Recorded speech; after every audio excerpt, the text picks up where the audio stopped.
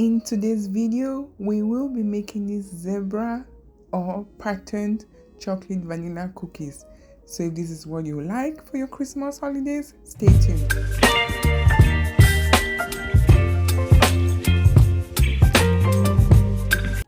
Welcome back. In an empty bowl, I will be putting in 3/4 cup of butter. So I am using butter sticks. So this will be 1.5 of butter sticks. So I will be cutting them into tiny pieces and throwing them in a bowl. Then I will be adding 1.25 cup sugar. You could do 1 cup sugar. I think that's still fine, but I prefer the 1.25 cups of sugar. And using my spatula, flexible spatula, I did mix that together.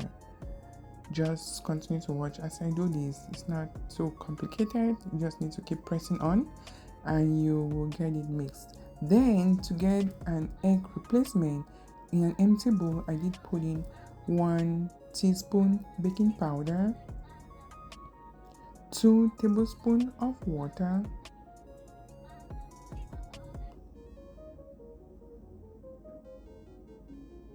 and 2 tablespoons of vegetable oil.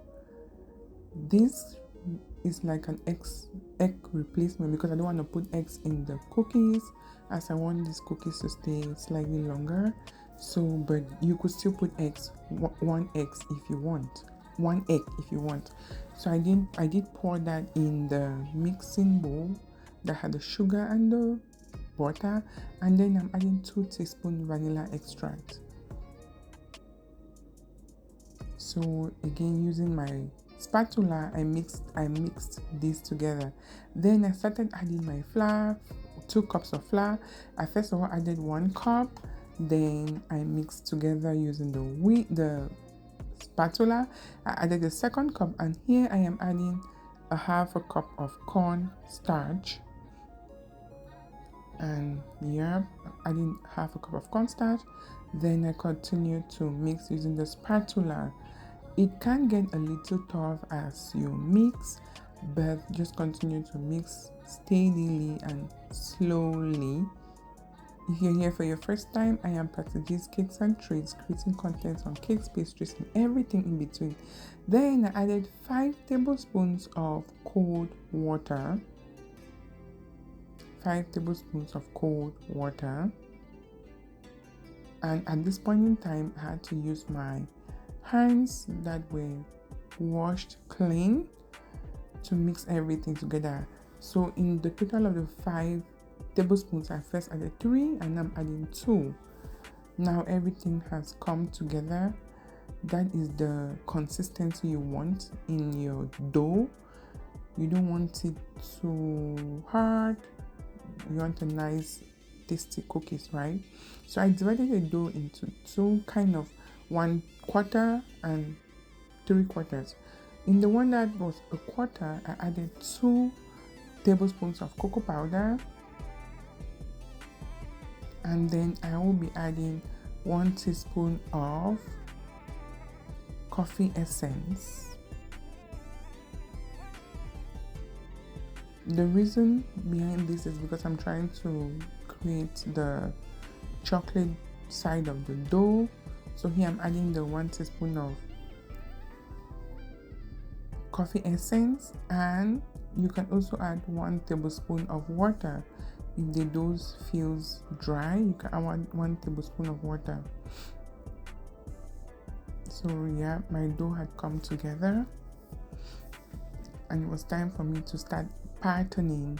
So with the vanilla dough or the white dough, I cut it into 8 parts, and with the chocolate dough, I cut it into 7 parts. Now I'm cutting it into 7 parts. To all my returning subscribers, thank you so much. Let me know where you're watching from, and if this is something you're going to be trying, do let me know in the comment section so I can give you shout out and we can engage better. So I'm ready to start the patterning. First, I just played with the dough try to flatten it. Now with the vanilla dough, now with the chocolate dough, I did the same thing. Try to flatten it over the vanilla dough. I pressed it down so it stacks, no space. You want to keep stacking, no space, because you want to give it the continuous feel, right? Because if there is a space, it means your cookies will be broken in between. So you want to make sure it is well stacked. If you have any difficulties, you can use a bench scraper to pick up the dough. And I just continued doing the same thing over and over again until the dough was completely done. So I'd stacked everything, and using my bench scraper, I just tried to get it uniform, nice and rectangular in shape. Once that was done, I now put it in a clean film. Yep, I'm putting that in a clean film. Using my bench scraper, it helped me to put that in a clean film. I wrapped it over, and while it was wrapped, I continued to shape it up because I want to get a perfect rectangular shape. So I continue to shape it up so it looks nice and it looks good. Just continue to watch as I do this.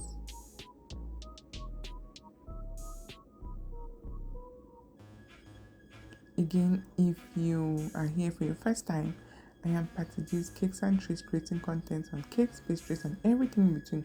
Once this was done, I put it in the refrigerator for 30 minutes. And after the 30 minutes, this is how it looked like, hard, and I could cut through with a knife.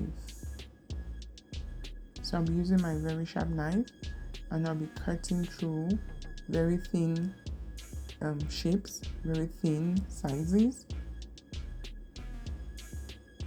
Just continue to watch as I do this.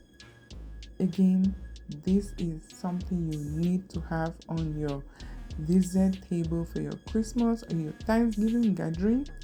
So please make sure you come back to this recipe. I will start sharing amazing recipes that you can incorporate for your Christmas and Thanksgiving dinners. So this is how it looked like before getting into the oven. I baked this until the back of the cookies was kind of brown, and I knew it was ready. There you go. This is how the cookies look like.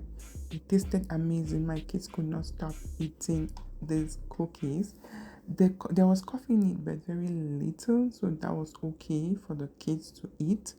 And I loved it as well. So let me know if you like this. Thanks so much for watching. Don't forget, life can get bitter. Eat cookies to make it sweet. Until next week, bye.